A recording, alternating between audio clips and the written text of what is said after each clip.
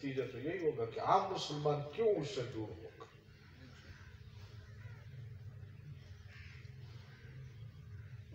حدیث میں آتا ہے جناب رسول اللہ صلی اللہ علیہ وسلم فرماتے ہیں جو شخص تصویر بنائے قیامت کے دن اللہ تعالیٰ اس کو کہیں گے کہ اب اس میں روح ڈال، اور اس کے بس میں نہیں۔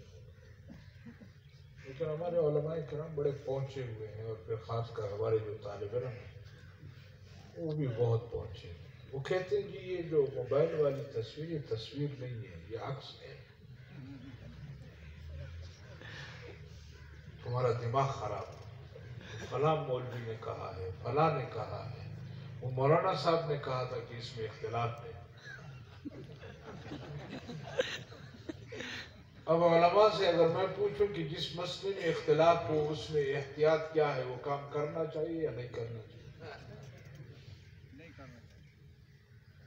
حضرت مولانا تقی عثمانی صاحب نے میں نے خود ان سے پوچھا کہ حضرت آپ کے متعلق یہ آتا ہے کہ آپ نے کہیں فتویٰ دیا ہے یا بتلایا ہے کہ یہ جو موبائل کی تصویر ہے یہ تصویر کے زمرے میں نہیں آتی؟ کہتے لا حول ولا قوت الا باللہ۔ ہم نے اپنے مدرسے میں موبائل پر پابندی لگائی کہ کسی طالب علم کے پاس کیمرے کا موبائل نہیں ہوگا، اور اگر پکڑا جاتا ہے دورہ حدیث کے طالب علموں کو مدرسے سے نکال دیا۔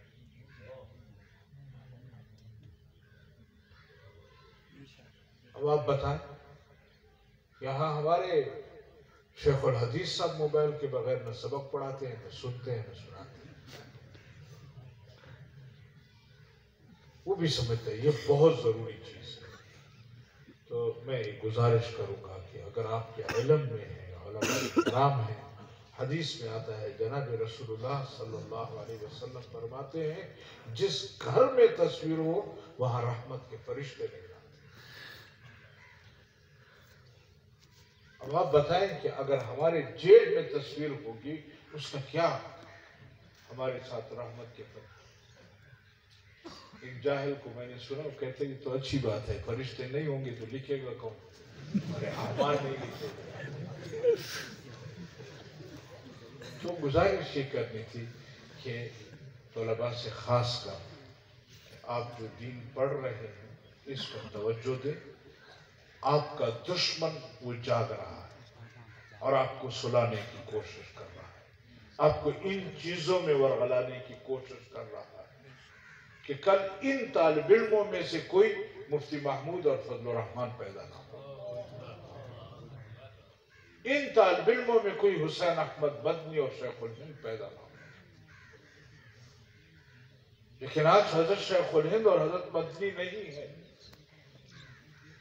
آپ کو ہم جیسے مولویوں پر گزارا کرنا پڑے گا، لیکن آنے والے دور میں آپ کا دشمن اس سے بڑھ کر خطرناک صورت میں آ رہا ہے۔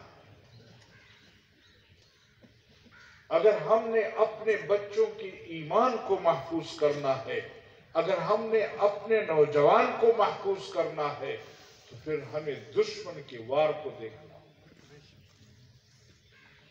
ہر طرف سے دائرے کو تنگ کیا جا رہا ہے، اور پھر ہمارے ملک میں اقتدار ان لوگوں کو دے دیا گیا ہے جو خالصتاً ان کی ایجنٹی کرتے ہیں، ان کے تنخواہ ملازم ہیں ہمارے حکمران، اور وہ نہیں چاہتے کہ یہاں سے کوئی ایسے لوگ پیدا ہوں کہ کل مغرب کے لیے اور یہودیوں کے لیے وہ جواب دے سکے۔ لہذا اپنے آج کے اس عمل پر سوچیں کہ آیا یہ ہمارا عمل ہمارے دین میں کوتاہی کا سبب تو نہیں بنے گا؟ ہمارے اکابر نے اپنی ذمہ داری پوری کر دی ہے، انہوں نے دین آپ تک اور ہم تک پہنچا دیا ہے، ہم آنے والی نسلوں کو کدھر لے کر جا رہے ہیں؟ آنے والی نسلوں کو ہم کیا بتلانا چاہتے ہیں؟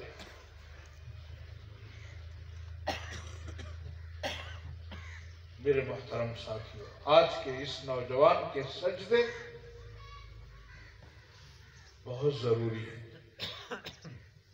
وہ وقت آنے والا ہے کہ آپ کو سجدہ نصیب نہیں ہوگا. بوڑھے ہو جائیں گے آپ. قیام، رکوع، سجدہ یہ چیزیں نہیں ہو پائیں گی آپ سے. جو بوڑھے ہیں، جو آپ کے والدین ہیں، ان سے پوچھیں کہ آج ان کو نماز پڑھنے میں کتنی تکلیف ہوتی ہے، آج ان کو دین پر عمل کرنے میں کتنی تکلیف ہوتی ہے.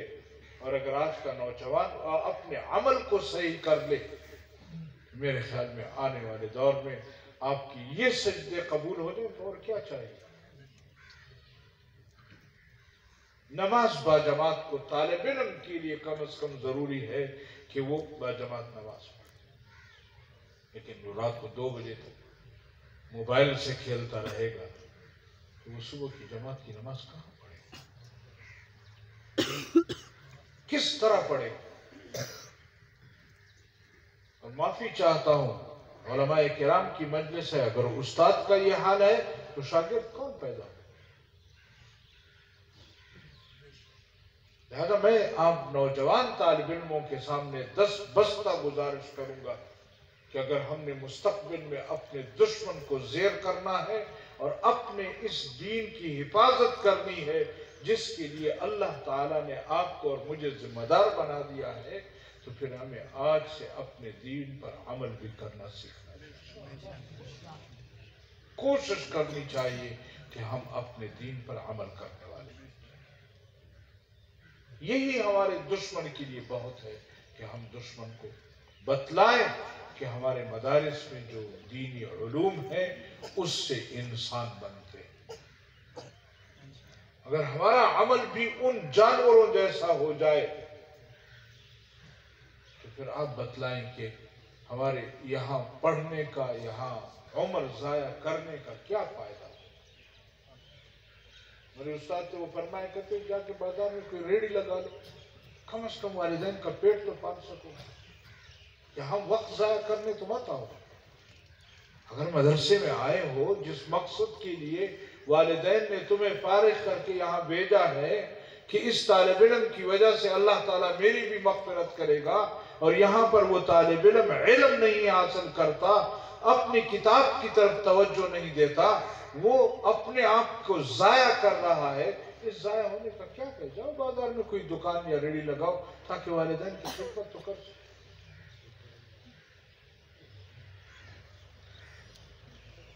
اور آنے والے دور میں اگر آپ کا یہ خیال ہو کہ خدا نہ خواستہ میں نے قرآن نہ پڑھا تو پھر شاید کوئی قرآن پڑھنے والا نہیں ہوگا. یہ اللہ کا ہم پر احسان ہے کہ اللہ نے ہمیں مدرسے میں بھیجا ہے، اللہ نے اپنے دین کا، اپنے قرآن کا ہمیں محافظ بنایا.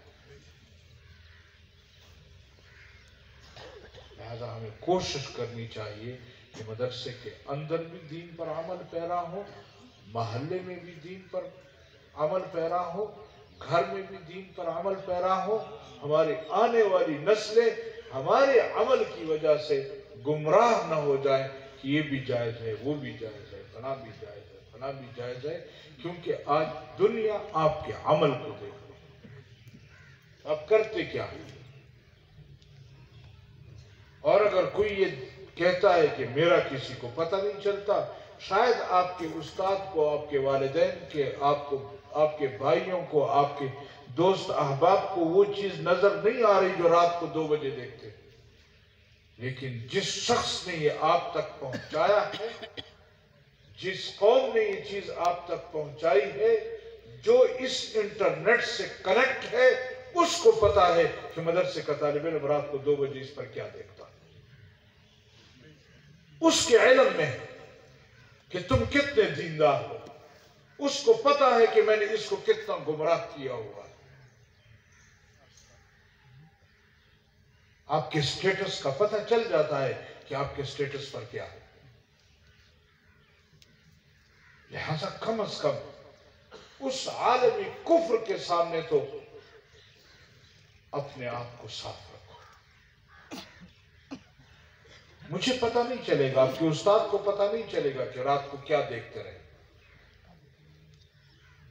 لیکن جن لوگوں نے یہ چیز آپ کے پاس بھیجی ان کو پتہ ہے کہ آپ کیا کرتے ہیں۔